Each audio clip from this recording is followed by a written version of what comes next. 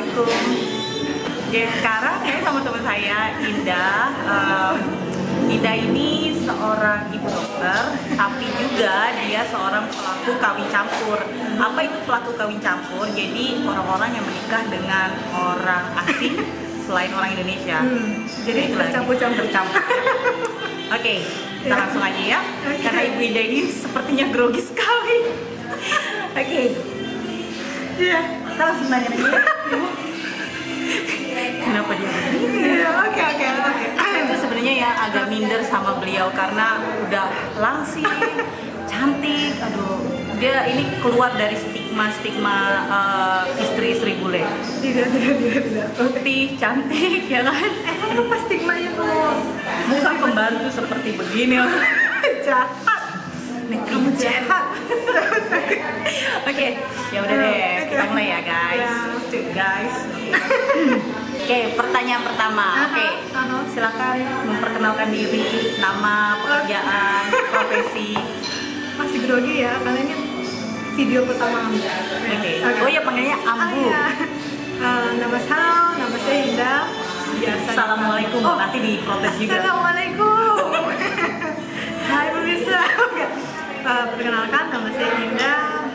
Pekerjaan saya gigi.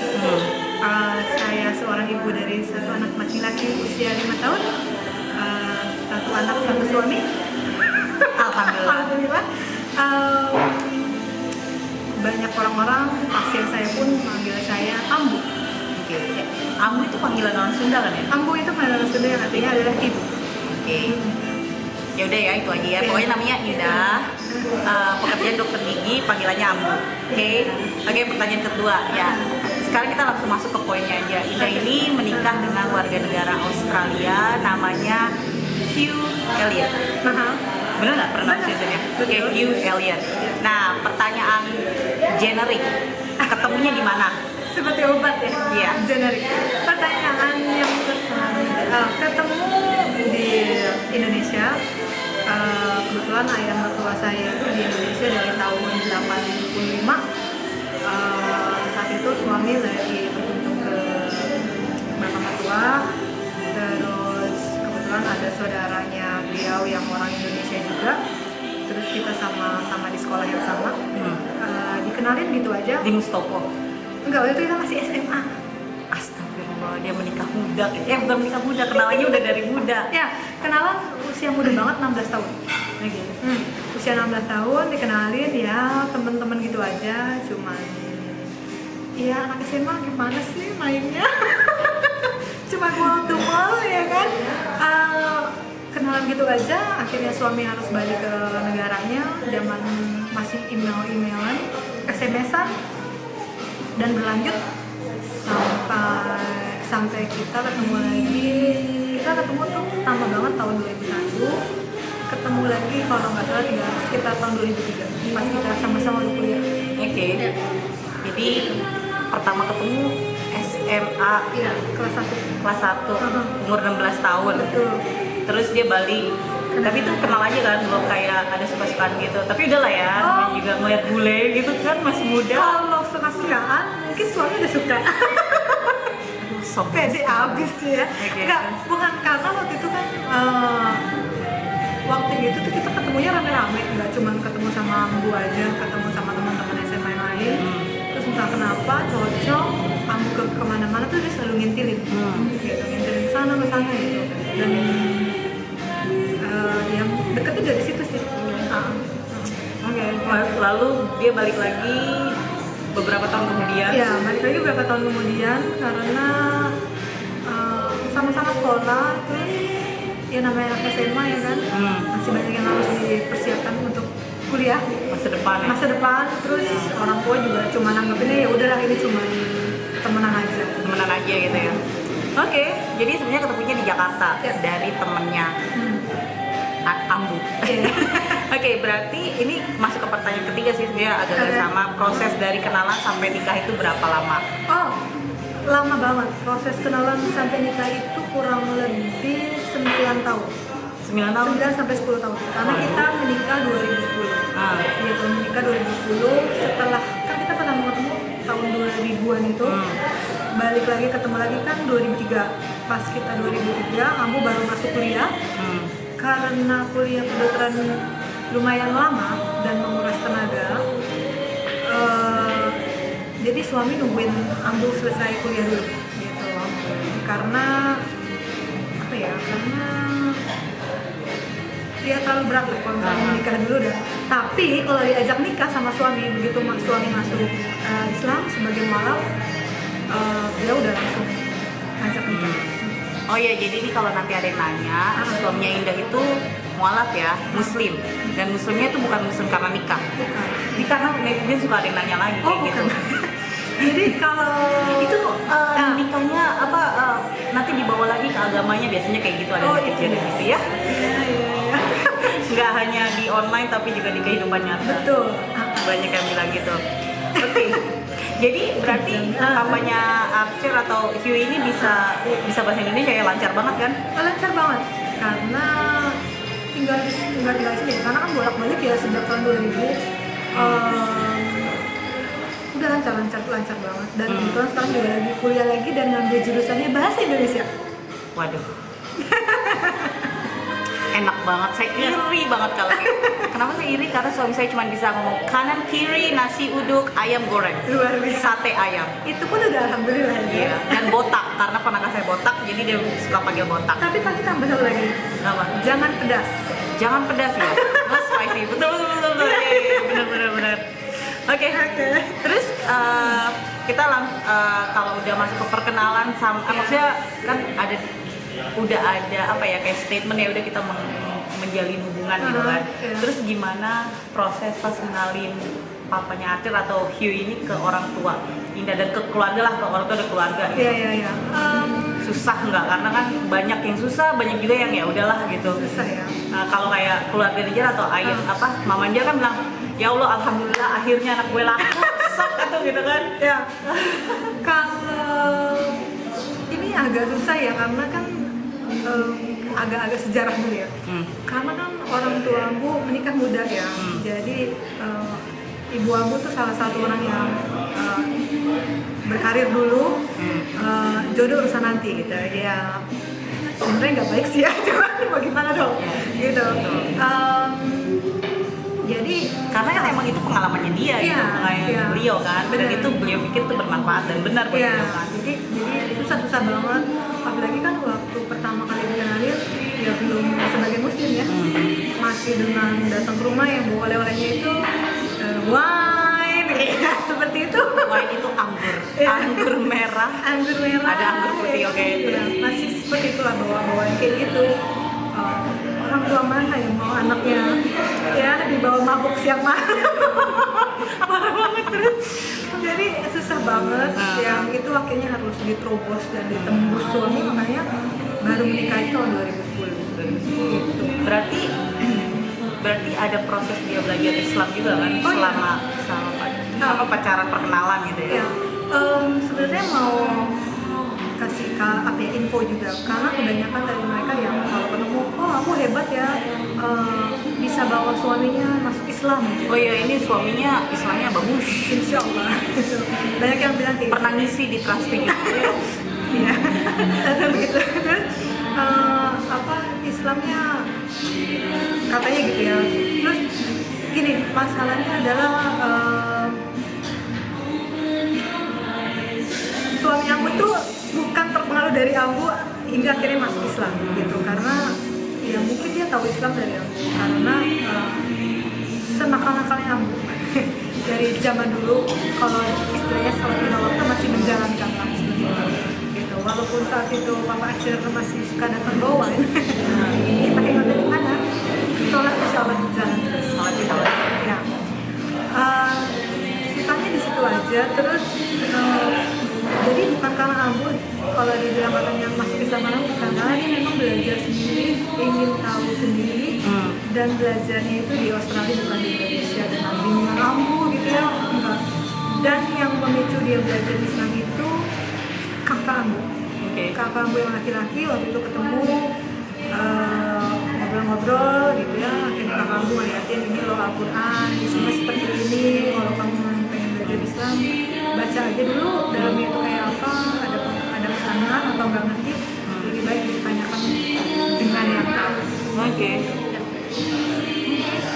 nggak bukan yang lo mau nikah sama gue nih, lo harus masuk Islam, enggak. Tapi masuk Islamnya sebelum menikah atau saat menikah atau gimana? Berapa lama sebelum menikah?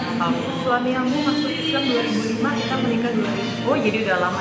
Sama kayak kalau Brian kan 4 tahun sebelum nikah sama Ninja tuh 4 tahun sebelum nikah sama Ninja udah masuk Islam. Oh, ini 5 tahun ya? Iya. Dan di Indonesia lagi kan? Oh enggak, masuk Islamnya di Australia. Oh di Australia? Ya, masuk Islam di Australia karena waktu itu dia pengen dalam keadaan netral, tidak terpengaruh dalam apapun itu. Sekte apapun? Iya, nah jadi dalam keadaan netral, dia mencari sendiri, datang ke Islamic Center yang ada di Melbourne waktu itu. Ya dia benar-benar mencari sendiri. Oke. Oke, lalu pertanyaan berikutnya. Nah ini pasti yang paling sering ditanya. Pekerjaan suaminya apa? Oh iya. Pekerjaan suami banting setir. Awalnya sama di bidang geofisik sama yang Geofisik, tua saya, ya. Cuman karena Geofisik di apa engineer-nya atau ilmuannya, saintisnya atau enggak, apa? dia bagian di survei. Survei, Ya, oke. bagian survei, terus karena Ya banting setir lah ya. banting setir tidak berjalan dengan lancar, ayah mertua meninggal gitu ya. Sekarang jadi bapak guru. Jadi Pak Ya, Guru. jadi Pak Guru, pekerjaannya santai. Ngajar bahasa Indonesia atau bahasa Inggris? Ngajar bahasa Indonesia ya? Ya, awalnya pasti bahasa Inggris, cuma ternyata kemampuan bahasa Indonesianya lumayan baik. Jadi sekarang mengajar bahasa Indonesia untuk ekspat. Ngajar bahasa Indonesia untuk orang-orang non Indonesia. Oke, enak banget. Enak banget loh kalau serius nih ya, saya udah ngerasain ya kalau bisa komunikasi sama suami dalam bahasa kita tuh enak banget. Saya itu ya kalau marah bahasa Inggrisnya udah acak-acakan. Iya, Sudah lah. betul. Jadi kalau suami ngerti bahasa Inggris tuh sebenarnya suami ngerti bahasa Indonesia tuh enak banget. Ya, karena marah sambil ngomong bahasa Indonesia lebih enak ya, Iya. lebih puas. Begitu ya. Walaupun nggak baik, jangan ditiru. Oke, nah ini ada lagi pertanyaan, ini soal stigma sih. Oke. Suka duka tinggal di Indonesia dengan suami seorang bule Ya. plus berkerudung. Oh ya. Maksudnya gini, kalau suami bule kita Iya. maksudnya tidak berkerudung kayaknya kan biasa ya. Iya. Tapi kalau kita berkerudung terus Iya. suami bulenya tuh bule putih gitu, bukan bule Arab segala macam. Maksudnya gimana? Bukannya rasis ya, tapi kan Iya. ada stigma seperti itu kan, atau maksudnya ada komen-komen. Itu rasanya gimana? Yang pasti. Bukan rasanya suka duka, sorry. Yang pasti sebenarnya kalau gini, aku sendiri berkerudung tahun 2005 ya, saat waktu suami aku jadi mualaf. Waktu itu ada perbincangan karena memang saat itu sebelum tahun 2005 aku gimana ya, memang lahir Islam gitu ya, tapi ya, pelajaran agama hanya didapat di sekolah gitu kan. Jadi ya udah Ya, lupa Islam lahir lah ya, gitu. isinya apa itu nggak tahu gitu. Akhirnya hingga pada waktunya suami bilang di sini ada di surat An-Nur ya, bilang ada menutup aurat, bagaimana menurut kamu gitu. Waduh, berat saudara. Berat, dan waktu itu nggak percaya karena memang nggak pernah tahu ada itu gitu ya. Cuma taunya kan baca Al-Quran, terjemahannya urusan nanti, bacanya biasanya gitu ya. Jadi pas dibaca kaget, bingung harus gimana. Akhirnya suami saya waktu itu bilang, waktu itu belum nikah ya, kita cuma by phone. Dia bilang, ini saya hanya mengajukan pertanyaan, bukan saya menyuruh kamu melakukan itu. Tapi karena setelah saya baca, bertanya dan sudah mengetahui, akhirnya saya menutup aurat dari 2005. Waktu itu masih jarang banget, yang pakai kerudung itu masih jarang banget. Dan kita masih muda, ya. Umur berapa tuh? Ya, 2005.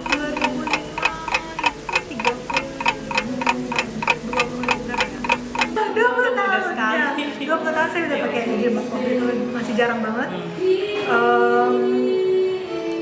Jadi kalau keluar itu waktu itu suami saya juga nggak mau keluar berdua aja tuh, nggak mau, jadi harus didampingi. Gitu, harus didampingi kakak saya laki-laki seperti itu. Jadi kalau berdua aja nggak mau. Pertanyaan dari orang-orang itu banyak. Ya. Cuman yang paling mengesalkan adalah suaminya Islam atau bukan? Nah, gitu kan. Kadang kita kasih jawaban. Ya kalau dilihat saya sendiri pakai kerudung, pasti suaminya Islam. Gitu. Tapi banyak dari mereka yang langsung ngomong depan muka kita yang jangan salah loh Bu, banyak loh yang siangnya pakai kerudung, istrinya malamnya dibuka, yang kayak gitu. Banyak Jahat banget orang Indonesia nih. Nggak semua ya, tapi beberapa orang Indonesia itu sedih, jahat banget. Katanya kita orang yang ya udahlah nggak usah diomongin. Anyway, ya kayak gitu. Jadi banyak. Terus kalau kita jalan itu orang tuh biasanya lihatin dari kaki sampai kepala. Seperti itu, bener-bener di depan muka kita nggak malu-malu lagi gitu. Kalau dulu sih kita kesel ya, maksudnya di orang kok kayaknya nggak ada tata keramanya gitu ya, memandang orang di depan biji mata kita, tapi lama-lama ya udahlah. Ya kalau sekarang kalau ada yang ngeliatin kita biasanya suami saya malah hai atau assalamualaikum seperti itu. Sekarang mau dibawa ketawa aja. Ya sekarang dibawa ketawa mungkin ya. Jadi itu dukanya. Kalau Dukanya. Sukanya karena di Indonesia kali enak ya, nggak mau gampang. kalau saya pribadi Dia ini orangnya sangat amat menghayati sekali. Jadi gini ya, dia baru cerita. Jadi ceritanya katanya dia tuh baru dia berterima kasih kepada suaminya karena membelikan mesin cuci selama 9 tahun pernikahan. Katanya itu dia berterima kasih, ya Allah, padahal itu bagian dalam hidup. Gimana tadi ngomongnya? ya karena saya kan ibu rumah tangga juga, dokter juga yang ngurusin pasien kayak gitu, jadi hal-hal kecil itu berusaha saya nikmatin gitu, semua itu indah gitu, sampai hingga Sesuai namanya. hingga ada waktunya saya lagi nyuci, terus mesin cuci saya liatin aja, dan itu tuh rasanya terharu. Itu Terharu karena kalau nggak ada mesin cuci belum tentu hidup saya semudah ini gitu, bisa semua terkontrol gitu kan. Oke deh. Jadi saat itu saya bilang sama suami saya, terima kasih banyak karena sudah memberikan saya mesin cuci yang bekerja dengan baik selama 5 tahun. Itu 9 tahun. Aduh, lebay banget. Tapi sudahlah ya. Orang beda-beda ya kepribadian. Ya itu saya. Jadi kalau misalnya di sini suka, ya semua suka dan menyenangkan. Hal-hal terkecil aja bisa Hal bikin. kecil apapun. Oke. Ya. Oke, sekarang berhubungan sama pekerjaan dia sebagai dentis atau dokter gigi. Nah, maksudnya sekarang kan sekarang ini kan berpraktek di Jakarta di 3 tempat. Dia praktek di 3 tempat di Jakarta. Di mana aja? Di Serpong 2 tempat, di Jakarta Selatan 1 tempat. Iya. Tangerang lah, Tangerang Ini Selatan. Tangerang. Ini Tangerang masih. Tangerang Selatan ya. Ini Tangsel ya? Mepet-mepet. Nah, sekarang kan lagi di Indonesia, tapi nasib atau rencana kan bisa berubah. Iya. Pernah nggak sih kepikiran kalau misalnya suatu saat bisa, suatu saat pindah ke negaranya huge, ke Australia, Iya. lalu jadi dentis di sana. Sekarang ini melihat profesi dentisnya di Indonesia dan mungkin ke depan di Australia itu ada nggak? Oh ya. Pasti ya kalau dari segi materi semua orang pasti bilangnya kenapa nggak praktek di Australia aja gitu. Cuman yang jadi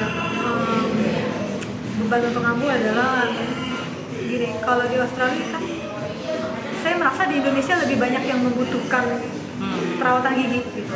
Which is di sini semua jangkau ya untuk bahan, obat-obatan seperti itu. Jadi targetnya saya rasa lebih tepat di lain sisi. Selain saya mencari rezeki materi, juga saya bisa menolong banyak orang gitu di sini. Karena saya sendiri bukan tipe orang yang meng-set harga. Jadi misalnya ada pasien datang, ya kalau memang pasien itu bukan menilai, misalnya pasien itu dalam keadaan, biasanya saya sering ngobrol ya, sering ngobrol sama pasien, misalnya kerjanya apa, misalnya dia bilang, oh kerja saya tukang sampah, misalnya seperti itu ya, saya nggak pernah mencas biaya apapun itu gitu. Dan kalau di Australia mungkin lebih indah dari segi materi, cuman kalau segi menolong saya belum ada bayangan. Andai kata saya harus hijrah ke sana, kemungkinan saya untuk praktek itu kecil ya. Karena jujur aja juga karena saya harus mulai semua dari awal dan itu melelahkan. Iya benar. Ya. Ya kalau udah umur kayak kita gini ya, untuk belajar lagi itu susah ya. Iya benar. Ya, karena kan apalagi teori sama praktek tuh beda ya. Beda. Apalagi kalau kayak gini sih, saya kan kuliah lagi di jurusan psikologi di Amerika ya. Jadi tuh banyak terminologi dalam bahasa Inggris itu yang memang sulit dimengerti gitu. Apalagi kalau misalnya ujian kita minta untuk memaparkan suatu hal, itu tuh sulit banget. Apalagi kalau udah masuk bahasa teknis atau bahasa medis kayak tambah susah banget ya. Betul. Kecuali emang kalau misalnya orang jenius banget gitu. Kalau saya sih nggak termasuk, yang nggak tahu ya kalau Indah gimana kan. Kalau saya sih nggak ada. Sayangnya sama. Ya udahlah ya, udah. Iya. Iya betul. Ini masih ada utang 2 tahun untuk nyelesain sebenarnya, tapi sudah dilupakan saja. Semangat dong. Aduh. Napas. Iya. Antara traveling, bekerja dan kuliah lagi tuh susah di matchingin. Harus ada salah satu yang agak ketinggalan ya. Jadi kalau sekarang belum tahu ya. Untuk sekarang belum tahu. Kepikiran. Lagi insya Allah di sini juga lebih so far ya. Iya, dan anak juga baru 1 kan. Kalau misalnya ya belum ada ya. Oke. Pertanyaan terakhir, kita udahin ya obrol-obrol dengan pertanyaan terakhir. Ini pertanyaan andalan. Oke. Udah 10 pertanyaan loh. Nggak kerasa ya. Oke. Ini pertanyaan andalan yang suka ditanyakan atau diminta oleh teman atau bahkan oleh subscriber saya adalah, pernah nggak diminta tolong untuk nyariin temen bapaknya Arjat sebagai suami atau pacar? Banyak sama, berarti tipikal. Ya, itu biasanya biasa. Itu banyak buang dari zaman bahula sampai sekarang. Dari zaman SMA pacaran. Iya. Waduh, berarti itu biasa. Dan please jangan ajukan pertanyaan seperti itu karena itu bikin beban. Iya, terus sama ini ya. Kita bingung gitu. Kita sebenarnya bingung, ini aja kita dapat beruntung, bukan beruntung, apa ya, takdir gitu. Jodoh. Iya benar. Makanya kalau misalnya ada orang kan suka bilang gini, oh senangnya sama orang bule ya gitu. Ya itu kan nggak bisa. Iya. Ya, kalau dia kan bilangnya gitu ya, kalau saya alasannya cuma satu, karena orang Indonesia nggak ada yang mau sama saya. Sama sebenarnya. Enggak lah, beda ya. Enggak sama. Kalau saya emang karena orang Indonesia nggak ada yang mau sama saya, jadi yang mau itu selalu orang luar negeri. Dan terakhir ya suami saya. Kalau dia mah enggak lah, tipikal orang Indonesia cantik ya. Gitu. Tapi bener ya, ya agak panjang nih. Tapi kan memang biasanya kan bule-bule itu kan seneng sama cewek yang such a thinker gitu, which is Mbak Nizar itu kan one of them gitu. Aduh, enggak juga sih. Iya. Mbak Nizar ini cerdas banget loh. Aduh, enggak, sumpah. Iya benar. Kalau smart itu kuliah udah lulus ya di sana, Amerika. Sementara ini kuliah nggak lulus di Amerika sana. Itu kan gak ada waktu. Ya udahlah ya. Oke. Anyway, kita sudahi obrolan hari ini. Terima kasih buat Ibu Indah Elliot. Sama ya. Kalau mau ke prakteknya Ibu Indah di mananya? Oh ya, saya ada 3 tempat. 2 di BSD, 1 ada di namanya, alamatnya. 1 namanya Depok, ada di Ciater. Yang kedua namanya Das, ada di samping teras kotak. Di mana? Mall di Serpong juga. Yang terakhir, ini saya paling lama praktek di sini, udah 9 tahun. Itu di Klinik Gigi Happy Smile. Bisa cari di Google, ada di Cirende, Jalan Cirende. Ya, nanti saya taruh di caption ya lengkapnya, atau mungkin di sini kali. Sosokan nih karena belum ada sih sebenarnya, cuma taruh aja di sini nanti ditempelin pas editing. Oke, terima kasih Indah udah ngobrol-ngobrol hari ini. Sama-sama. Terus ini kita lagi di Band House, tempatnya enak loh di Jalan Cirende Raya. Harus kesini, tempatnya sepi, makanannya lumayan enak dan harganya lumayan terjangkau sih kalau menurut saya. Terima kasih sekali lagi. Jangan lupa like, komen, dan subscribe. Terima kasih. Assalamualaikum.